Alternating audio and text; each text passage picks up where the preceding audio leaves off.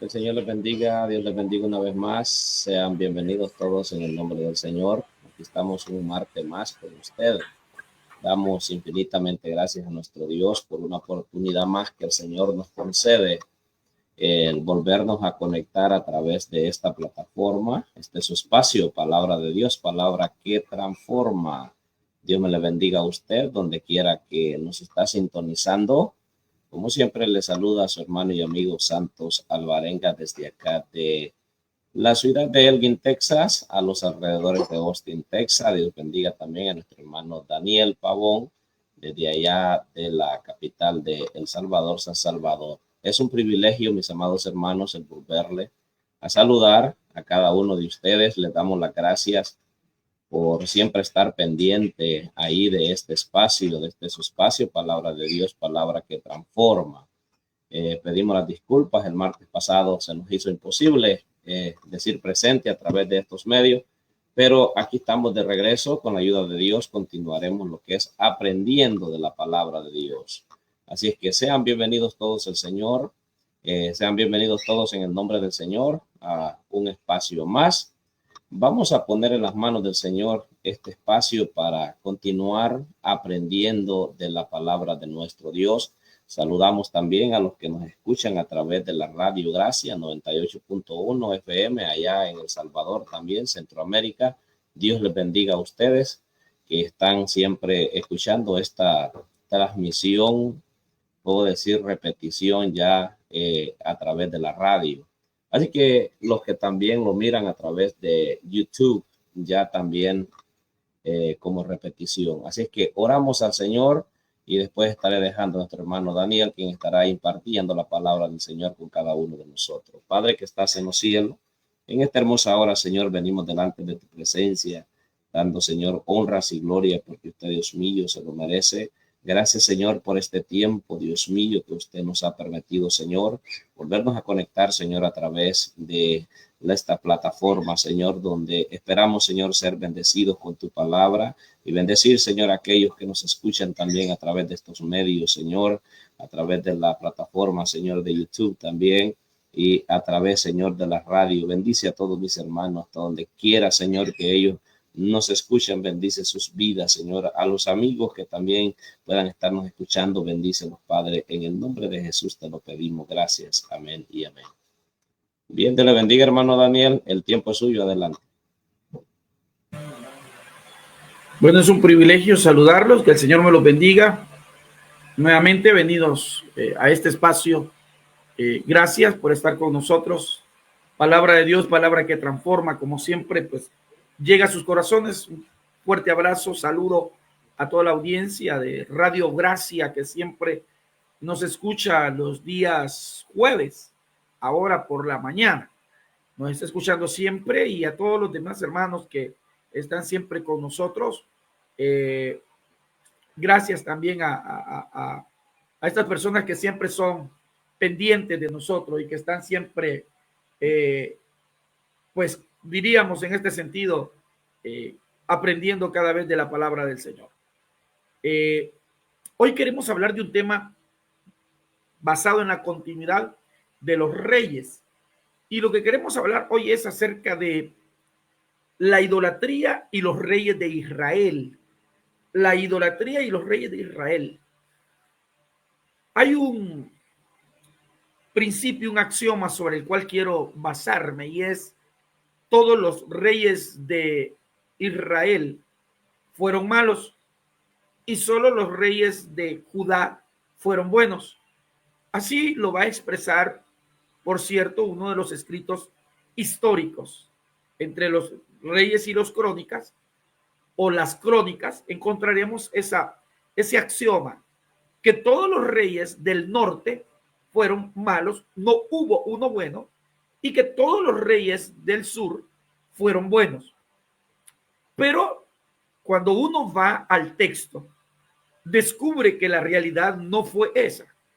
Nos damos cuenta que así como en el reinado del norte, que Samaria era su capital, y que estaríamos hablando de los reyes de 10 tribus, diríamos así que hubo reyes correctamente bajo toda la carga de la idolatría y que se comportaron mal y se alejaron de Dios. Pero esto no quiere decir que los reyes del sur, su capital Judá, donde estaba el templo Jerusalén, que solo habían dos tribus, Judá y Benjamín, no estaríamos diciendo que aquí no hubo malos reyes. Sí, también hubo malos reyes. Por lo tanto, el axioma sería el sentido de tratar de demostrar hasta dónde o por qué es que teológicamente se va a decir que los reyes del norte fueron muy malos, muy idólatras, y los reyes del sur no. Entonces, por eso quiero hoy hablar acerca de este tema sobre lo que es la idolatría y los dioses de Canaán, o los dioses en Canaán, la idolatría y los dioses en Canaán, a partir de lo que son los escritos y a partir del sentido del contexto de los reyes de Israel y reyes de Judá. Partamos por este primer principio, es que la religión de los cananeos abundaban muchas divinidades. Por ejemplo, Jueces capítulo 10, texto 6 nos lo va a decir. Y esto en el tiempo en que los hebreos, o en el grupo de Moisés, que venían de Egipto, entraron en contacto con todas estas poblaciones. Es decir, que la religión de los cananeos, en esa abundancia de divinidades, hizo que los pueblos o el pueblo hebreo que venía de Egipto entrara en contacto con todas estas poblaciones. Ahora, en Canaán, oiga bien esta expresión, los Baales eran múltiples divinidades locales, y voy a ocupar el plural Baales. Los Baales eran los múltiples divinidades locales que se adoraban sobre todo en las colinas elevadas y bajo todos los árboles frondosos del país.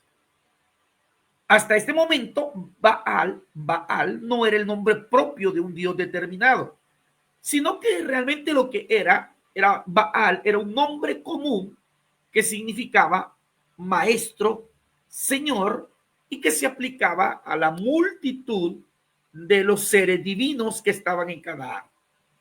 Entonces, esto nos va a llevar que para algunos eruditos, algunos especialistas, algunos biblistas, esta diversidad de dioses tenían su origen en una subdivisión de una divinidad única que se iba a llamar el Gran Baal primitivo, que sobre todo se iba inclinando en el proceso de hablar de un periodo religioso primario en el cual había un Dios supremo y luego se desprenden los Baales. Entonces el Dios supremo, que era este maestro, era este señor, era el Baal.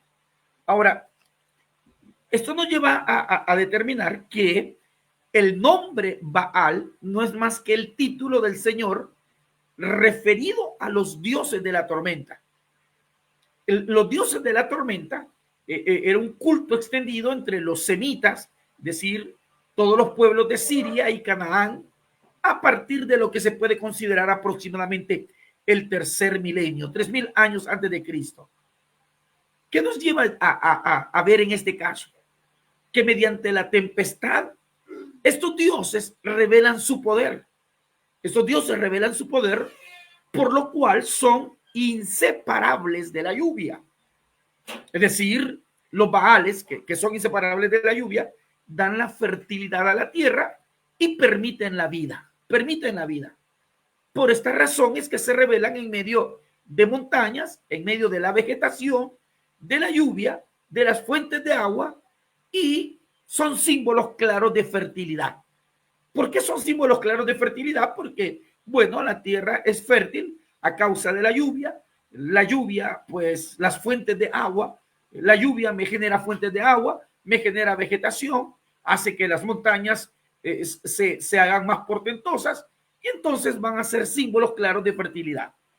Por lo tanto, todo el contexto simbólico que van a tener los Baales van a hablar de una fertilidad como tal. Entonces, estos cultos de carácter campesino van a tener una serie de rituales de fecundidad en la que Baal, el Dios supremo, el Señor, el Maestro, era el propietario de una colina era el dueño de un oasis, o también era el dueño de cualquier porción de tierra. Y es aquí donde entraremos en la idea de lo que se considerará el matrimonio sagrado. En otras palabras, estaríamos diciendo que él es la potencia generativa que fecunda la tierra con el esperma de la lluvia. En otras palabras, estaríamos diciendo que el contacto matrimonial sagrado entre Baal y la tierra es la lluvia. De ahí se desprende lo que nosotros hablamos de semilla. Semilla viene de ahí, ¿verdad? Porque es el contacto sagrado que va a tener Baal con la tierra a través de la lluvia. Es decir, que este matrimonio sagrado entre el dios Baal y la tierra estará a través de la lluvia, a través de la tormenta, a través de la fertilidad de la tierra. ¿Y cómo va a ser fértil? Por medio de la fecundación de la lluvia. Este significado místico que van a tener los Baales los van a llevar a que muchas personas participen de su poder, penetrando en este culto, penetrando en este ritual e imitándolo. Es así como va a surgir, a través de este significado y de este contexto, la prostitución cultural, que va a ser muy esencial, esa prostitución cultural, esa prostitución religiosa, lo cual usted lo va a encontrar en el libro de Primero de Reyes, capítulo 15, texto 12. Se lo repito, Primero de Reyes, capítulo 15, texto 12. Encontraremos ya los primeros vestigios de una prostitución sagrada que se vivía en los propios santuarios. Entonces, esta prostitución sagrada es el significado que el Baal es un dios supremo y que también tiene un matrimonio sagrado con la tierra a través de la lluvia y la va a fecundar por medio de lo que va a ser esa potencia generativa de lo que nosotros conoceremos como agua, lluvia, tormenta. Ahora, todo este contexto nos llevará a lo siguiente.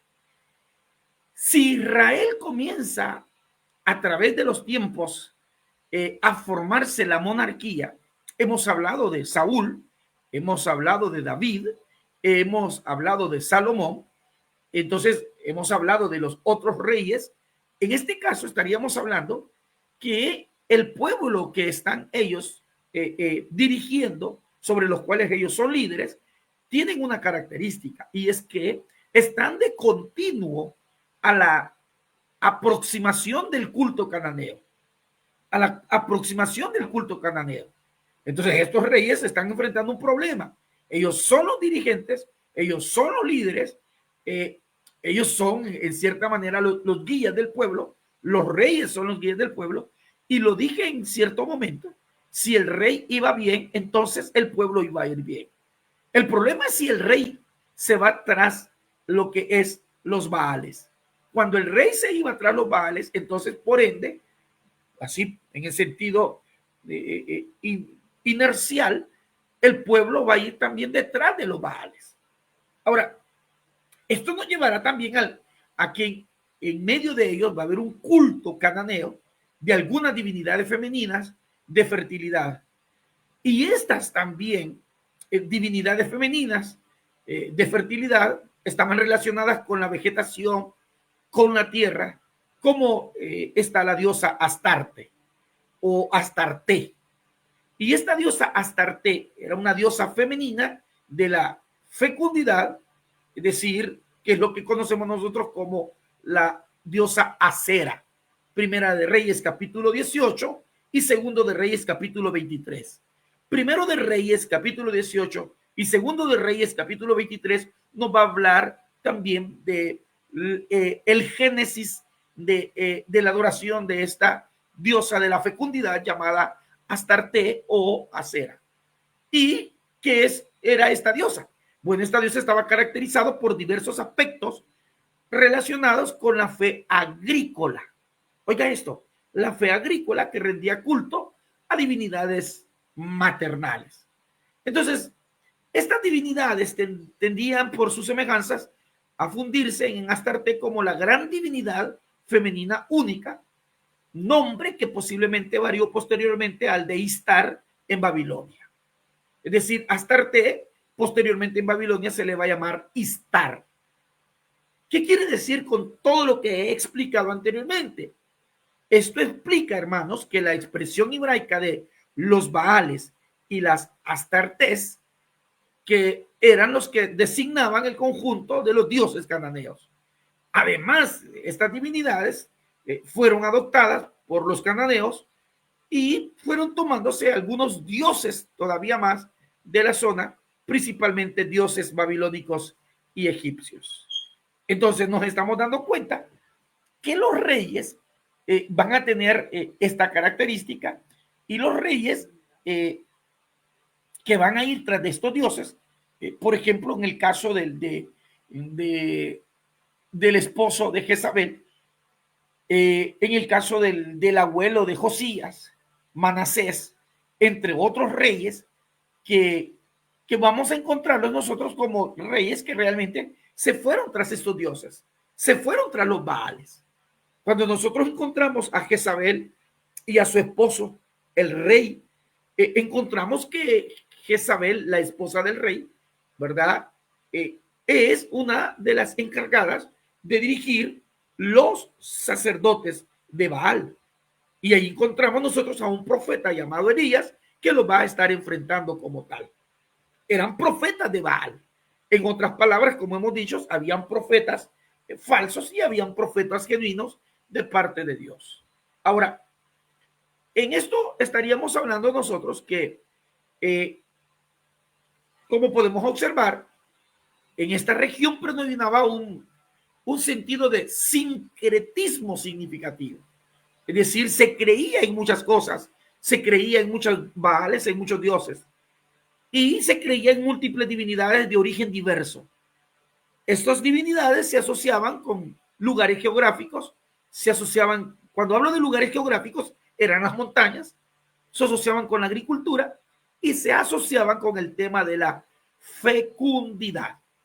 Entonces estaríamos diciendo que hay un contexto muy politeísta que se tendía en aquellas primeras altas culturas. Estaríamos hablando al principio de la monarquía. Entonces, se van mejorando los métodos de agricultura, lo que favoreció una mayor densidad poblacional en aldeas y poblaciones urbanas. Y miren, mis hermanos, una mejor manipulación de los metales, ampliación de redes comerciales, creación de lugares. Y esto va a llevar a crear o especificar lugares altos sagrados. Estos lugares altos sagrados son los que se les van a llamar como santuarios, y también se va a llamar como lugares altos, porque se buscaba que los dioses, se creía que los dioses estaban en lo alto, y por lo tanto la manera de acercarse era a través de lo que nosotros consideramos hoy, o le llamamos hoy, un altar. Y este altar, pues, entre más alto estuviera una montaña, estaba más cerca de Dios. Ahora, ¿qué eran estos santuarios?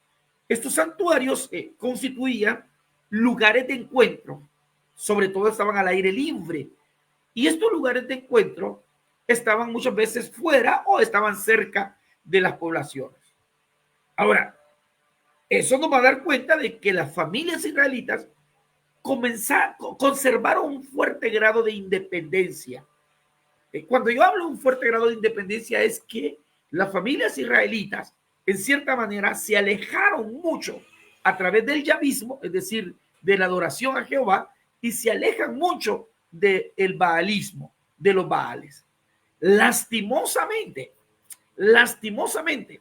fueron los reyes los que empujaron, fueron los reyes los que abrieron, fueron los reyes los que permitieron. Y eso es cuidado con los liderazgos, porque si el líder abre el portillo, abre la oportunidad, hay que ser claros así. Hay mucha gente que solo está esperando el detonante permisivo para hacer las cosas. Hay gente que solo está esperando, hágalo. Solo está esperando abrir una pequeña rejilla, un pequeño espacio para hacer algo. Entonces, eso nos va a llevar a que esta independencia de Israel, que posteriormente se pierde porque los reyes abren ese pequeño espacio y comienzan a motivar lastimosamente a que los pueblos se vayan con otros dioses, serán los reyes, lastimosamente. Por eso vamos a encontrar que los profetas se van a dedicar de combatir estas prácticas contra los reyes. Voy a traer memoria algo que no es en tiempo de los reyes, pero sí de un líder. Y me encanta esa frase. Se pone Josué frente al pueblo y Josué como un verdadero líder. Si esta hubiera sido la manera adecuada que se hubieran parado los reyes en Israel, Israel no hubiera sufrido. Y cuando hablo de no hubiera sufrido no hubiera sufrido la embestida de los imperios que la atacaron, que la maltrataron y que se la llevaron cautiva a la zona de Babilonia. No hubiera sufrido tales cosas. Pero quiero hablar de Josué cuando se para frente al pueblo y Josué dice, decidan ustedes, se lo está diciendo al pueblo, decidan si le van a servir a los dioses de vuestros padres que están al otro lado del Jordán, a los cuales ellos sirvieron en el pasado, o servirán a Jehová. Y él le dice una cosa muy linda que la conocemos. ¿Por qué? Porque él dice, porque mi casa y yo, o mejor dicho, yo y mi casa serviremos a Jehová. Eso es muy excelente, esa frase es muy, muy grande. Yo creo que si esa frase la hubieran retomado los reyes, no hubiéramos llegado a lo que se vivió, a esa actitud relajada sobre lo que va a considerarse la idolatría. Ahora, veamos otro aspecto, y es que es muy interesante descubrir que las concepciones religiosas llegaron a superar las imágenes cosificadas o fetiches primitivos. Pues recuerden que aparecieron dioses, diosas, con lo que va a tenerse el sentido de características antropomórficas, es decir, figuras de dioses y de diosas con el cuerpo humano. Y estas características son lo que van a llevar también a lo que nosotros consideraríamos la adoración hasta los ángeles. Se terminaron adorando también a los ángeles. Se terminaron adorando a ángeles. Entonces, diríamos en este caso que una de las cosas que más debemos de comprender es que el monoteísmo que Israel propuso después del segundo templo no lo vamos a encontrar con los reyes. Lastimosamente los reyes no fueron monoteístas, Lastimosamente los reyes de Israel buscaron la adoración, la idolatría de dioses ajenos. Hablaba esto con alguien hace unas horas y llegábamos a una conclusión, y la conclusión era la siguiente. ¿Por qué Israel no es monoteísta? Bueno, porque Israel es monolatrista, es decir, había una monolatría. ¿Y qué era una monolatría? Una monolatría era que Israel y algunos reyes consideraban a Jehová como el Dios supremo, pero no descartaban la existencia de otros dioses. En otras palabras, todos los dioses los tenían por el mismo nivel. En cierto momento comenzaron a poner a Jehová por encima de los otros dioses. Por eso usted va a encontrar en los salmos aquellas expresiones poéticas cuando dice Dios de los dioses. El Dios de los dioses ha hablado. Dios reina sobre los dioses. ¿Por qué? Porque la idea era que ya Jehová estaba por encima de los otros dioses, pero esto también, cuando yo lo leo de manera detenida, me doy cuenta que no se descarta a los otros dioses. Ahora, esto nos lleva, hermanos, a poder tratar de descifrar algunos elementos. Y los elementos es, ¿cómo es que nace el culto a Jehová? ¿Cómo es que nace el culto a Jehová? Hay numerosos indicios que hacen pensar que el culto a Jehová entró en la primitiva Palestina con los últimos grupos de la inmigración de José o de Josué.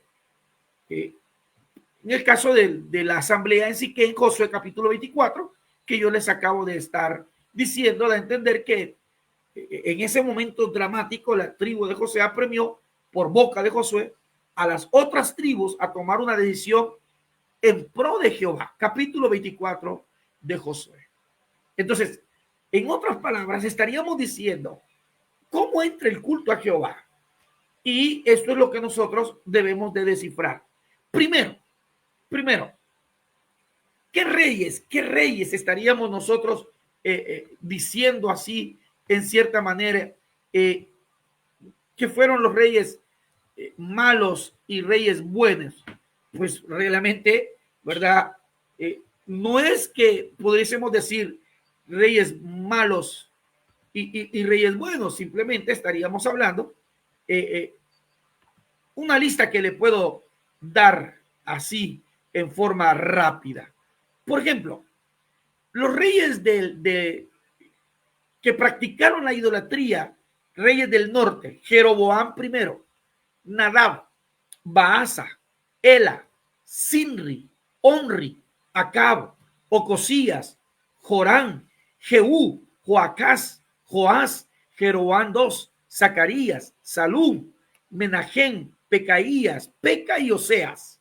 Estos son los reyes del norte, pero también hay reyes en el reino de Judá que practicaron la idolatría, es decir, reyes del sur: Roboam, Abías, Joram, Ocosías, Atalía, Joás, Amasías, Acaz, Manasés, Amón, Joacás, Joacín, Joaquín y Sedequías.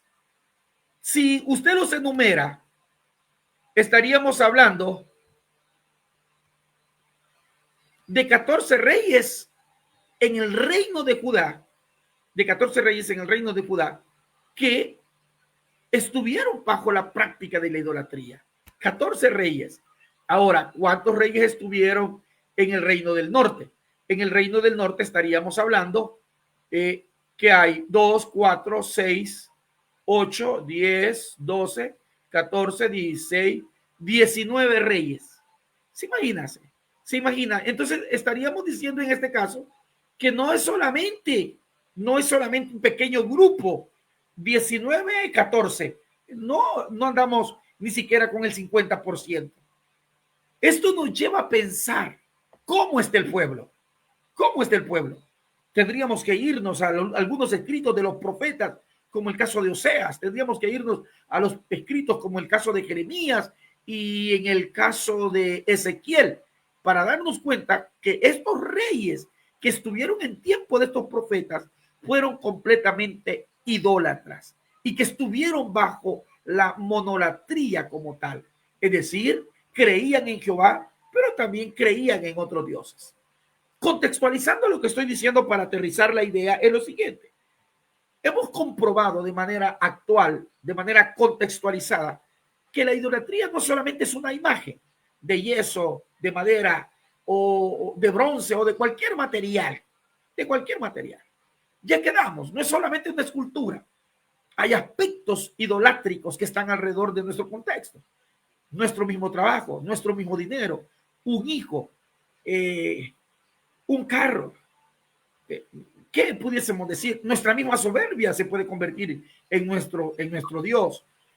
Y otros aspectos. El deporte mismo puede convertirse en idolatría, así como lo vimos. Ahora, ¿qué significa esto? Lo que significa esto es que si estos elementos nosotros no nos damos cuenta, hay veces cuando no nos sirven estos elementos, cuando el dinero deja de existir, se acabó el Dios dinero, que es lo que se le conoce en el Nuevo Testamento como el Dios Mamón. Cuando deja de existir la soberbia, cuando deja de existir el buen carro, la buena casa, cuando el hijo, el que tenemos idolatrado, nos falla y ya no nos responden estos dioses modernos, entonces buscamos a Jehová como el Dios que nos puede solucionar. Eso es un tinte de monolatría actual. ¿Por qué? Porque tenemos a Dios y a la par no descartamos a otros dioses. Eso hay que tener mucho cuidado. Por lo tanto, yo creo que lo que nos invita es, así como les puedo decir, sinceramente, tener mucho cuidado, tener muchísimo cuidado, porque hay aspectos a los cuales nosotros hoy en la actualidad hemos hecho un relativismo de idolatría. Y los reyes, lastimosamente, como le mencioné este listado, hicieron un relativismo de idolatría. Y este relativismo llevó a que el pueblo pagara, como decimos en buen latino, pagara los platos rotos. El castigo estuvo sobre ellos, sufrieron el castigo, sufrieron el abandono, sufrieron la embestida de los imperios, sufrieron el hambre, sufrieron el ladronismo, sufrieron la injusticia, sufrieron tantas cosas. Sobre todo cuando el profeta termina diciendo, si Jehová no hubiera sido por nosotros, tragados hubiésemos sido, pero por su misericordia no hemos sido consumidos. Gracias, mis amados hermanos, un privilegio y realmente, como les repito y les digo, es un reto, un desafío el poder comprender algunos elementos que los reyes de Israel lastimosamente no comprendieron y llevaron a sus naciones, a sus pueblos, a sus seguidores, a sus consiervos, a quienes estaban bajo su autoridad, a sucumbir en la idolatría y sobre todo en el pecado, como lo podemos ver. Fuerte abrazo desde El Salvador, familia Pavón Romero les saluda. Bendiciones a todos, que el Señor me los bendiga. Amén, amén. Dios les bendiga a todos. Dios les bendiga, hermano Daniel, preciosa palabra. Y siempre decimos que las historias traen un paralelismo y es aplicable a lo espiritual. Si en aquel entonces eran los reyes los responsables de guiar a los pueblos por el buen camino, usted lo ha dicho muchas veces, si los reyes iban mal, el pueblo te iba a ir mal. Y lastimosamente, hoy en día, si lo aplicamos espiritualmente, hablando en las iglesias, nosotros vamos a ver las diferencias, porque no vamos a hablar del conocimiento, que porque tal vez un líder tiene estudios que va a ser mejor. No, la gracia de Dios es grande y Dios siempre da la capacidad y la sabiduría. Y vamos a ver líderes quizás ni fueron a la escuela, pero han tenido una gracia tan inmensa de que han sabido guiar a los pueblos por el buen camino y ahí están los frutos. Y vemos aquí la diferencia, como usted decía, el reino del sur habían 2 tribus y la idolatría era tan grande. En cambio, en el norte habían 10 y la idolatría también era tan grande. Así que donde había tanta religión, también había tanto pecado e idolatría. Entonces, tenemos que nosotros tener cuidado. A veces nosotros vamos a ver, aquí pasa, no sé, allá en el país, en El Salvador, pero aquí vamos a ver nosotros, hay lugares en Estados Unidos, aquí le llaman Shopping Center, que casi puerta a puerta hay iglesias, hay congregaciones. Pero vamos a ver nosotros en esas ciudades reina lo que es el pecado, la maldad, la idolatría, la brujería, la hechicería. Y hay un montón de iglesias en esos lugares. Y cuando yo escucho estas historias de los reyes, habían pueblos que, entre comillas, adoraban a Dios, pero a la misma vez también adoraban y tenían fe en otros dioses. El otro día decía yo, lamentablemente, se han visto casos, personas que quizás son crecidas en las iglesias, enseñadas en las iglesias, presentadas en las iglesias, y es triste oír decir que la hermana Julana o el hermano Julano anda visitando lo que son los adivinos, los curanderos, porque lo primero que se piensa es que le han hecho mal, porque va al doctor y no se cura. Y hay testimonios reales de personas que han estado en la iglesia por muchos años y se dan a estas prácticas, porque creen que hay un Dios sobre todos los dioses, sobre todos aquellos que invocan otros dioses, pero se dejan llevar por esa fe, puede ser una fe maligna, de ir a buscar la medicina por otros medios y no buscarla por el medio real que es nuestro Dios. Así es que Dios les bendiga a cada uno de ustedes. que están conectados ahí a través de este espacio. Palabra de Dios, palabra que transforma. Gracias, hermano Daniel. Es muy interesante cuando prestamos atención a la palabra de nuestro Dios. Siempre se me viene a memoria lo que dice la Biblia, que si todo lo que ha quedado escrito acá en la Biblia ha quedado escrito para vuestra enseñanza, algunas para que nosotros tomemos el ejemplo y podamos aplicar ese ejemplo a nuestra vida. Otras historias han quedado para que nosotros las evitemos, porque el final de esas historias es un fracaso. Entonces, han quedado historias para que nosotros meditemos acciones que nosotros debemos tomarlas y hacerlas, pero también están esas historias y esas acciones que han quedado como ejemplo a que nosotros no las vayamos a hacer, porque el final va a ser trágico. Así que la palabra de Dios ha estado maravillosa. Dios le bendiga, hermano Daniel. Dios bendiga a usted y a su familia allá en El Salvador. Creo que no hay pregunta. La enseñanza ha estado muy clara.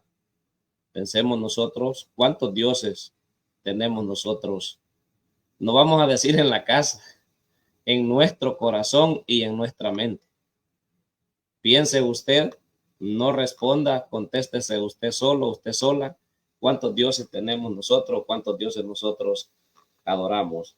Así que vamos a darle gracias a Dios por este tiempo. Gracias, hermano Daniel, siempre por apartar ese tiempo y estar aquí con nosotros, siempre aprendiendo. Correcto. Y enseñándonos la palabra de Dios. Oramos en esta Amén. hora. Padre que estás en los cielos.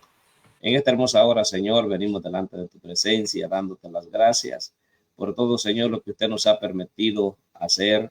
Gracias por enviarnos esta palabra, Señor, el consejo de tu palabra, Señor, en esta hora, Padre. Bendice a los que han estado, Señor, conectados a través de estas redes sociales.